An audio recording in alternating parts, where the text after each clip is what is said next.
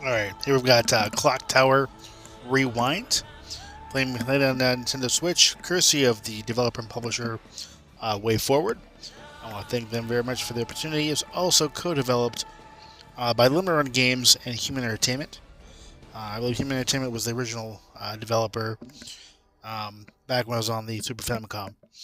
So it's the first time we're getting it on modern platforms. In fact, I think really the first time we're getting it officially outside of Japan. So this one here has extras. So we've got end credits. We get the intro scene. We got motion comics, which is kind of cool. You got the Hifumi Kono interview, image gallery, how to play, commercial sample demo, which is kind of cool, and licenses. In the music player, you can play any of the music from the game, which is pretty cool. Start game. You can play the rewind version. Plays with enhanced version featuring quality of life updates and content restored from the first Fair edition of ClockTower, or the original, which was released, I think, on Super Famicom.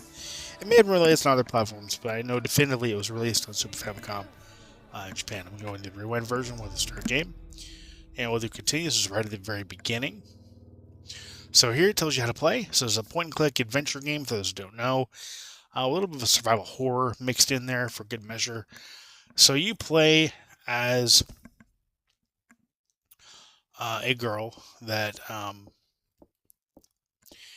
is part of there's a group of girls that were adopted from this orphanage and placed in this mansion.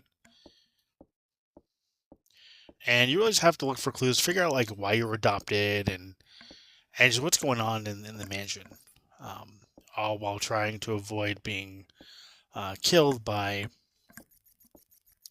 a stalker character that stalks you with a big giant pair of shears.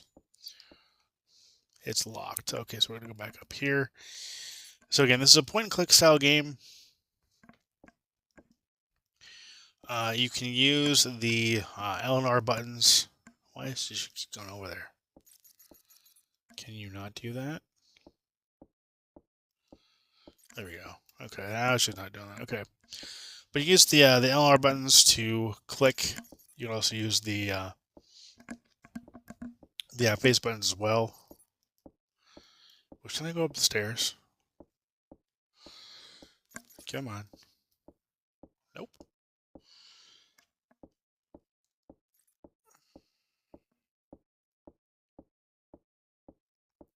Oh, maybe you just can't go up the stairs yet. I figured. Okay, yeah, so I have to visit the people over here for it first. But I like the graphics. The graphics are cool. I mean, for a Super Famicom game, it's not bad. What I think is really cool about this version, though, is you can come to the pause menu here and adjust the screen resolution. So you want to have it stretched, you can, though it looks horrible. You've also got filter options, CRT, on or off. I got borders. You got a couple different border options here.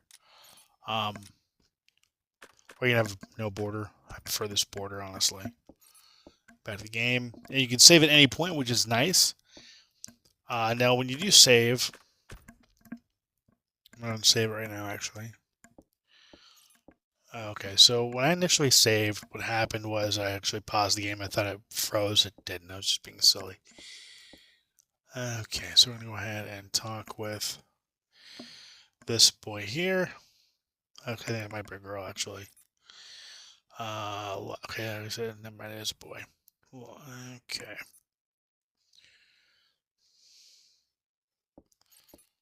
The voice they used, though, for that character in the prologue motion comic prologue sounded female.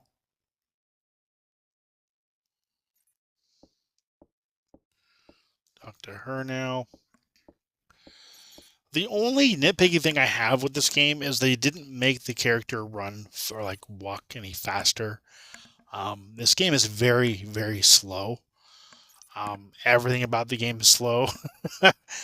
um, from the way that the characters move to the dialogue, it's a very slow game. It is a slow point-and-click adventure horror game with, well, point-and-click adventure with horror elements.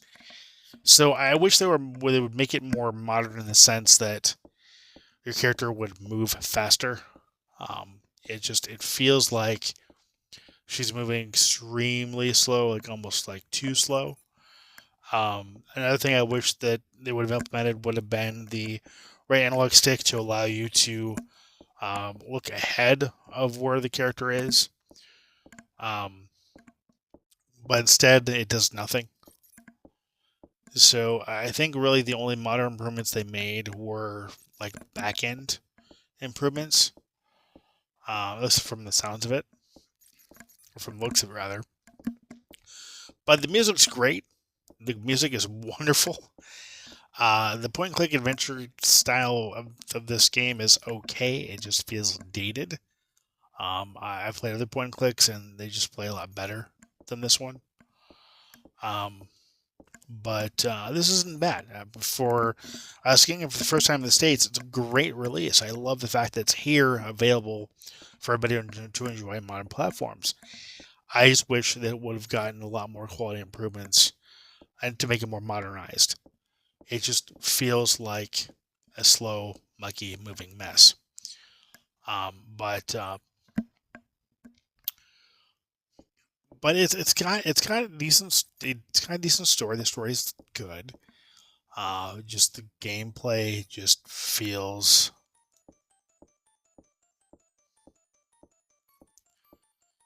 dated. It feels slow.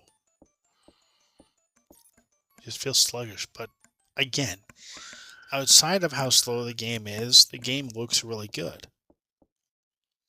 I love.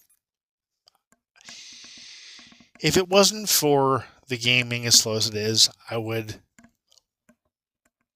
say it's a great game that you need to check out. But understand that given this is a Super Famicom game, given that it doesn't have a whole lot in the way of quality of life as in terms of the way it plays, it does have other elements that do make it worth picking up if you want to pick up ClockTower Rewind. It's got some great music. It's got great voice acting for the elements that have voice acting in them. Great animation. If the character would just move a little bit faster, I would say it's a phenomenal game. It's a good game. There are better point-and-click adventure games out there, but this game's okay. This game is one of the first survival horror games, and for that, it deserves a lot of praise. It's a good game. It gave us a lot of really cool games that came after it. But again, with this being the first release outside of Japan, at least official release, and given the improvements that it got, you would think that it would have gotten a little bit more than what we got here. Don't get me wrong, what we have here is great. It just could be better. But I do want to thank WayForward for their opportunity. ClockTower Rewind is a great release. Definitely stays true to its roots with some modern flair, if you will. I just wish it was more modernized and less stuck in the past. I'm going to end the review here, though. I want to thank you for watching. Thank you for subscribing. As always, until next time, take care and happy gaming.